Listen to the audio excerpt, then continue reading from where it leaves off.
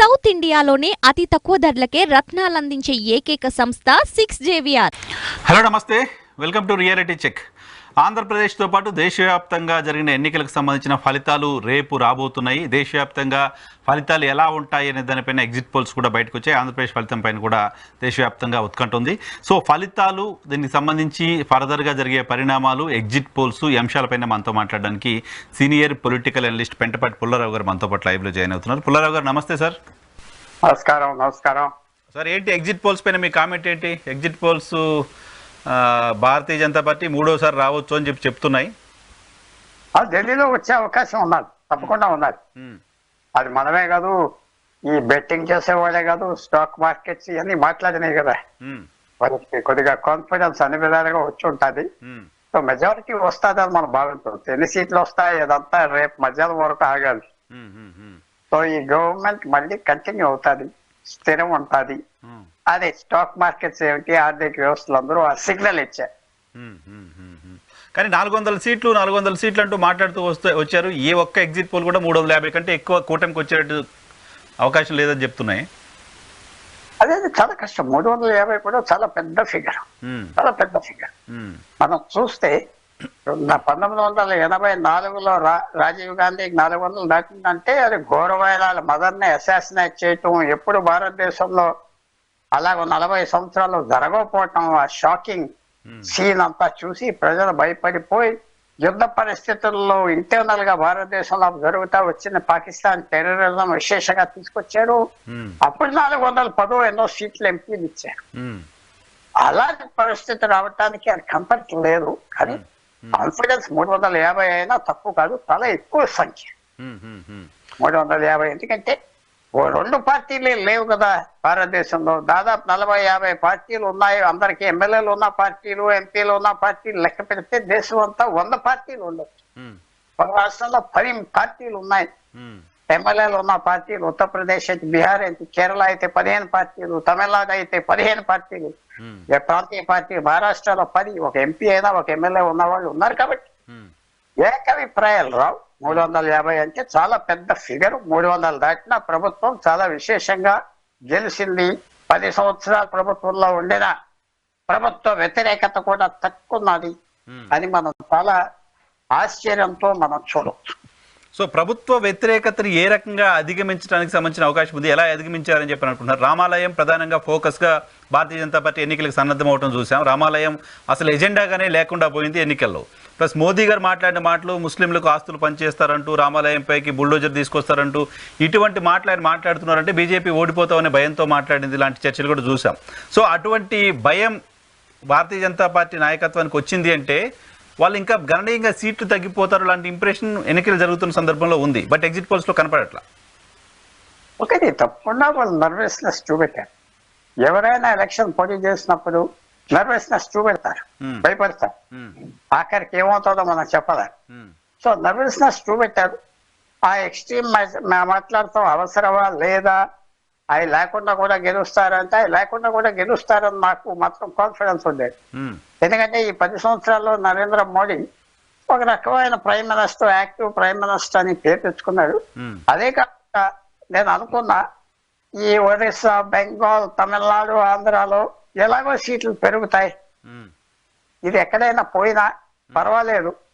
అలా పెరిగినాయి. ఒరిస్సాలో పెరిగినాయి, ఆంధ్రాలో పెరుగుతున్నాయి, బెంగాల్లో పెరిగినాయి, తమిళనాడులో 300-400 వస్తాయి. సో ఇది మేకప్ చేస్తాయి. తమిళనాడులో సీట్లు వస్తాయా బీజేపీకి?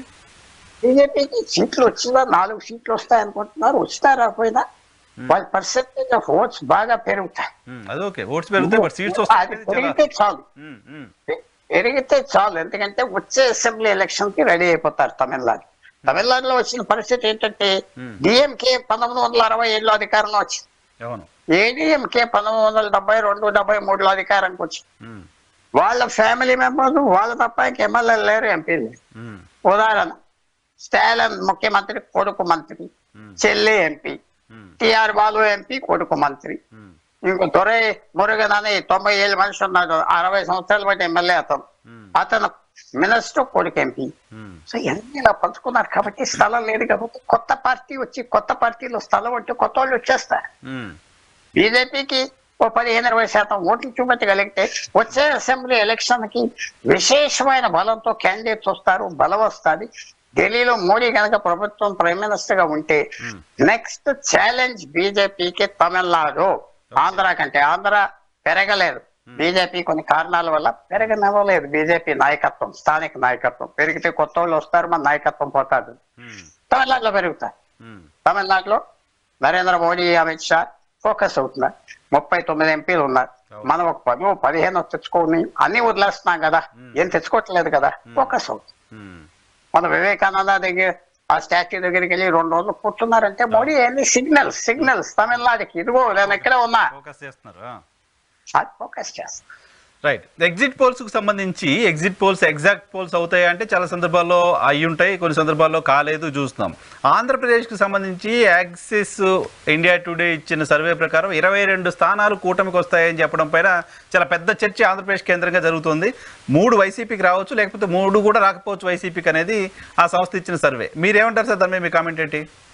అయితే ఇది కరెక్ట్ అయినా అవ్వకపోయినా మనం జ్ఞాపకం పెట్టుకోవాల్సింది ఏంటంటే 5-10% ముస్లిం ఓటర్లు ఆంధ్రప్రదేశ్ లో ఎవరైతే వైఎస్ఆర్సీపీ చేశారో కాంగ్రెస్ పార్టీ చేశారు.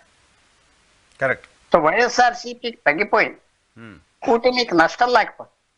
అది ఎలాగో కూటమి చేయరు, వాళ్ళు వైఎస్ఆర్సీపీ చేస్తే వైఎస్ఆర్సీపీ గెలుస్తుందేమో. కాంగ్రెస్ పార్టీ చేశారు, 5%-10% వచ్చినా కాంగ్రెస్ పార్టీకి ఎవరు రాదు. అది జరిగింది ఆంధ్రప్రదేశ్ లో. అందుకనే ఎంపీ సంఖ్య ఎక్కువ కనపడుతుంది కూటమికి.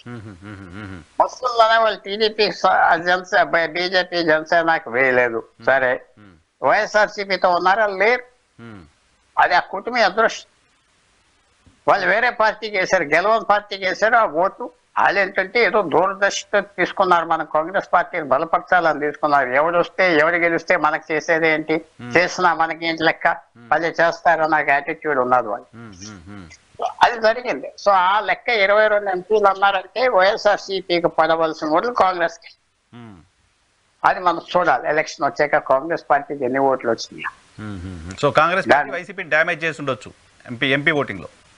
ఆ ఎంపీ ఓటింగ్ కాంగ్రెస్ పార్టీకి మైనారిటీ ఓటింగ్ వెళ్ళింది. వాళ్ళు ఏదో ఆల్ ఇండియా పిక్చర్ తీసుకున్నారు ఓట్ బ్యాంక్ అక్కడ, వాళ్ళు అందరికి మాట మీద వేస్తారు కాబట్టి ఓటింగ్ అక్కడికి వెళ్ళింది. అసెంబ్లీకి వైఎస్ఆర్సీపీకి వేసుకుంటారు, అది చేస్తాం. అది వాళ్ళ లైన్ తెచ్చు. ఓకే. సరే, ఇప్పుడు ఎగ్జిట్ పోల్స్ వచ్చాయి. ఎగ్జిట్ పోల్స్ ఇవన్నీ చూసిన తర్వాత మీ ఇంప్రెషన్ ఏంటి? పుల్లారావు గారు, మీరు చాలా క్లోజ్ గా ఆంధ్రప్రదేశ్ పాలిటిక్స్ అబ్జర్వ్ చేస్తూ ఉంటారు. కేంద్రానికి తేల్చేశారు కన్ఫర్మ్ గా కూటమి అధికారంలోకి వస్తుంది, ఎగ్జిట్ పోల్స్ ఏం చెప్పినప్పటికీ ఎన్డీఏ అధికారంలోకి వస్తుందని. ఆంధ్రప్రదేశ్లో పరిస్థితి ఏంటి, మీకేమనిపిస్తుంది? నాకు ఎగ్జిట్ పోల్ ఇందాక ఎక్స్ప్లెయిన్ చేశాను కదా, కూటమికి ఎంపీలు ఎక్కువ వస్తున్నారంటే మైనారిటీ వాళ్ళు వైఎస్ఆర్సీపీని వదిలేసి కాంగ్రెస్ పార్టీకి వెళ్ళారు ముస్లిమ్స్. అలాగే స్టేట్ ఎలక్షన్ వచ్చేటప్పటికి వాళ్ళు వైఎస్ఆర్సీపీకే వేశారు ముస్లిమ్స్. సో అది ఎలాగ ఇంపాక్ట్ వస్తుంది, ఎలా రిఫ్లెక్ట్ అవుతుంది చూడాలి.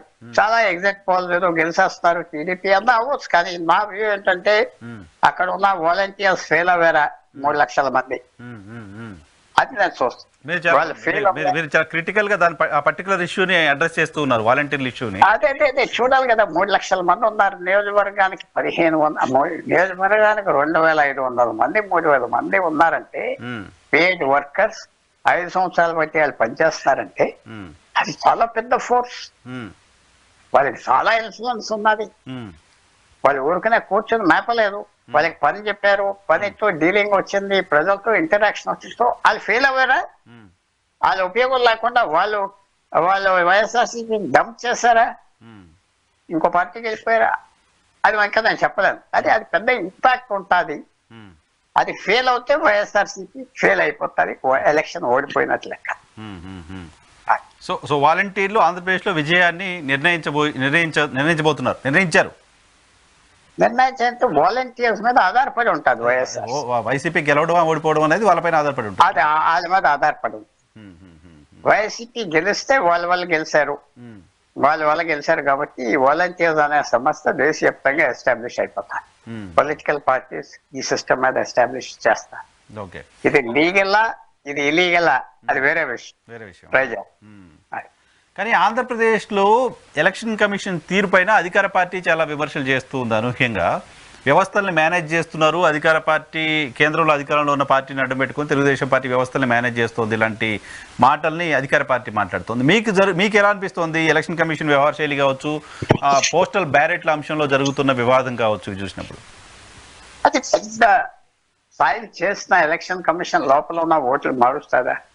మార్చలేదు కదా, బ్యాలెన్స్ మార్చలేదు కదా. ఎలక్షన్ కమిషన్ న్యాచురల్ గా ఉన్న గవర్నమెంట్ కొద్దిగా సాయం చేస్తుంది.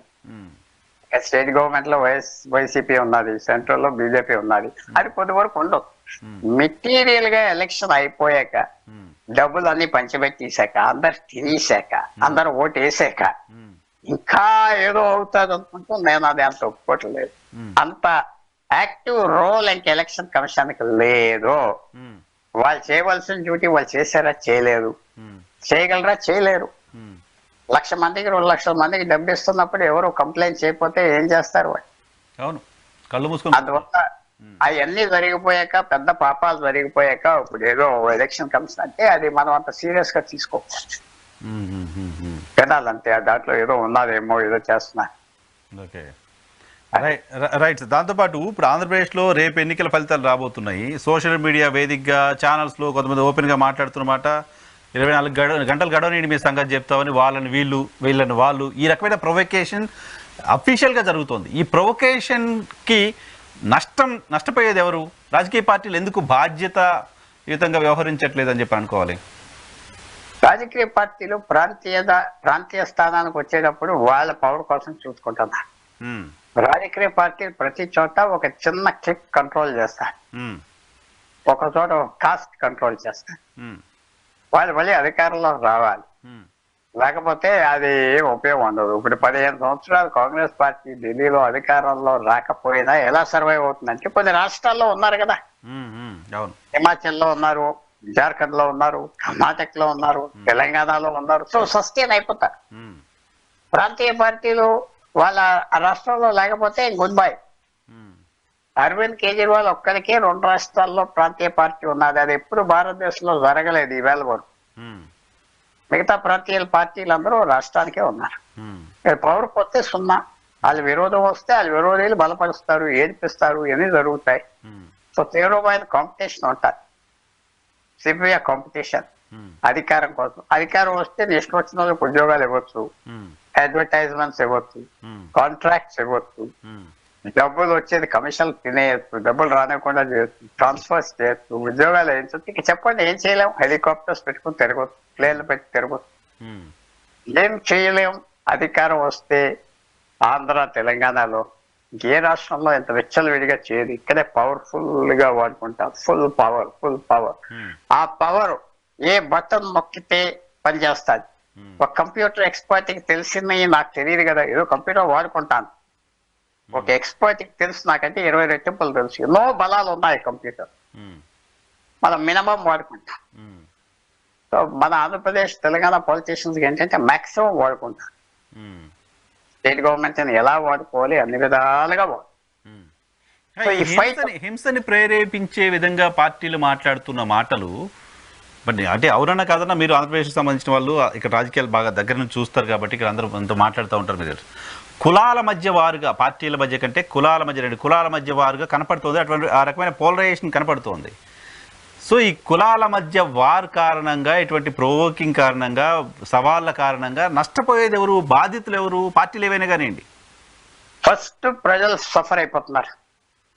ఎందుకంటే మనకి సంబంధం లేని యుద్ధం, 2 కులాలు దెబ్బలాడుకుంటున్నారు. మనం అందరం స్పెక్టేటర్స్ కాదు, మనం కూడా ఇన్వాల్వ్ ఉన్నాం. వీళ్ళు మంచోళ్ళు అంటే వాళ్ళు మన మీద పడతారు, వాళ్ళు మంచోళ్ళు అంటే వీళ్ళు మన మీద పడతారు. వీళ్ళందరికీ మీడియా కూడా ఉన్నది, సోషల్ మీడియా ఉన్నది, అన్ని రకాల పవర్ ఉన్నది. సో ఇది ఒక వార్ గా జరుగుతుంది. ఇది కత్తులు తుపాకులు తీయలేదు కానీ ఇది వార్.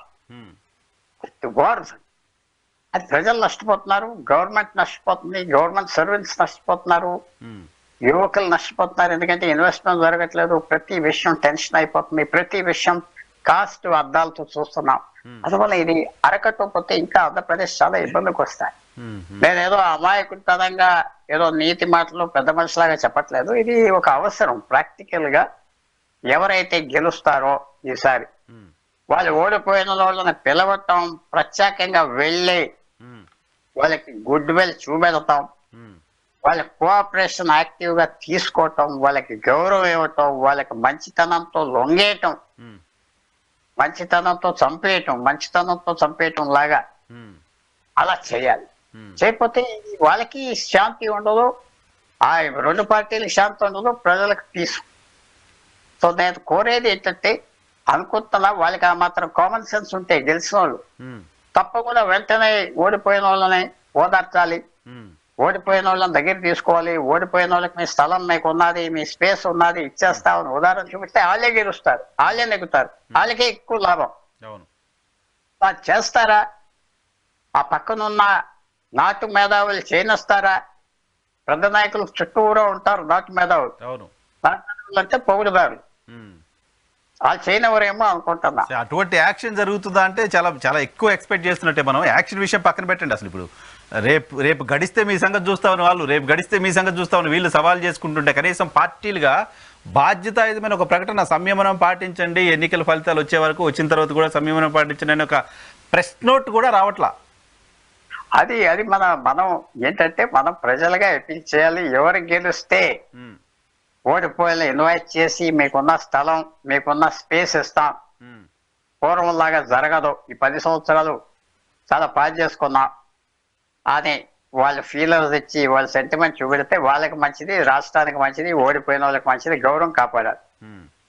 ఎవరు గెలుస్తారు ఎవరు ఓడిపోతారు వేరు, గెలిచిన వాడు ఈ పని చేస్తే మాత్రం ఆయనకి డబుల్ విక్టరీ వస్తారు.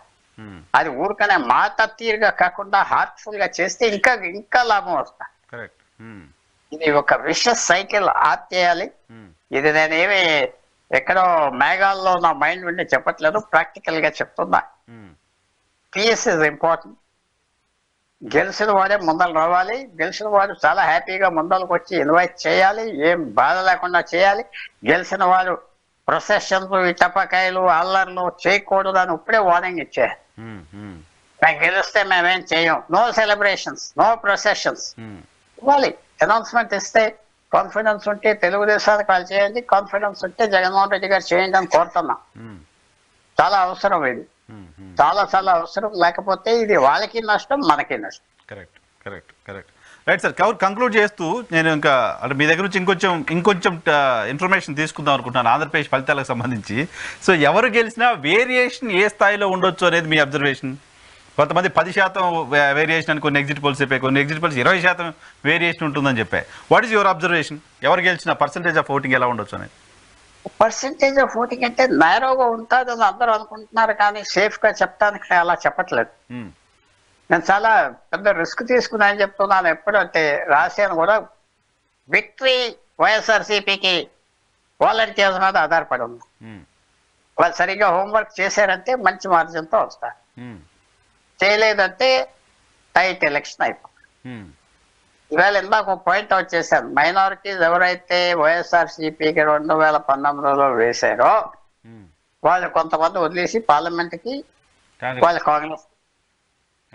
ఇలాంటి ఎన్ని చోట్ల జరిగింది, ఎంత జరిగింది, అది కూడా చూడాలి. ఒక సెమీ ట్రయాంగులర్ ఫైట్, మూడు పోటీలు ఉన్నాయి. ఎందుకంటే మైనారిటీస్ ఒక పక్కన వేస్తున్నారు, 2 అర్బన్ ఏరియాస్ లో ఒకలాగా వేస్తాయి, రూరల్ ఏరియాస్ ఒకలాగా వేస్తాయి, వాలంటీర్స్ ఉండినా ఉండకపోయినా. మూడవది ఏంటంటే వాలంటీర్స్ ఇన్ఫ్లుయెన్స్ చేయట్లేదు అనుకోకపోయినా వాళ్ళు చేయొచ్చు, ఇన్ఫ్లుయెన్స్ చేయొచ్చు, గమ్మత్తుగా చేయొచ్చు. అప్పుడు ఇవన్నీ ఫ్యాక్టర్స్ ఉన్నాయి కాబట్టి ఆంధ్రప్రదేశ్ లో స్పష్టంగా ఎంత ఓట్ పర్సెంటేజ్ ఎవరికి వస్తుంది అది ప్రిడిక్షన్ మంచి సర్వేస్ లో రాలేదు. సో మనం కూడా ఊహించి చెప్పుకోవడం మంచిది కాదేమో అనుకుంటున్నాం. సో తప్పకుండా మనం వెయిట్ చేయాలి. ఇది పెక్యూలియర్ ఫైట్, సామాజిక. లోక్సభకి ట్రయాంగిల్ ఫైట్ కనపడుతుంది, అసెంబ్లీకి లోక్సభకి ఒక ట్రయాంగిల్ ఫైట్. ఒక 4%, 3%, 5% ఓట్లు మైనారిటీస్ వెళ్ళిపోయింది. ఓకే, అది తప్పకుండా అది కూటమికి వచ్చే ఓట్లు కాదు, డెఫినెట్ గా వైసీపీ ఓట్లే. కాంగ్రెస్ కి వెళ్ళాయంటే ఓట్లు డెఫినెట్ గా వైసీపీ ఓట్లు. సో అది పార్లమెంట్ ఎలక్షన్ లో రిఫ్లెక్ట్ అవ్వదు వైసీపీ, అది అసెంబ్లీలో రిఫ్లెక్ట్ అవ్వదు. సో అది పెక్యులర్ గా ఉన్నది కదా నేను చెప్పింది. Correct sir, correct. Right sir, thank you very much Pullarao గారు. రేపు కూర్చుందాం ఒకసారి రిజల్ట్ తర్వాత, రేపు ఒకసారి టైం ఇవ్వండి, రేపు కూడా రిజల్ట్స్ పైన అనాలిసిస్ చేద్దాం. Thank you very much sir, మా కోసం సమయం కేటాయించారు. ఇది ఇవాళ రియాలిటీ చెక్ పుల్లారావు గారితో రేపటి షోలో మళ్ళీ కలుద్దాం. చూస్తూనే ఉండి.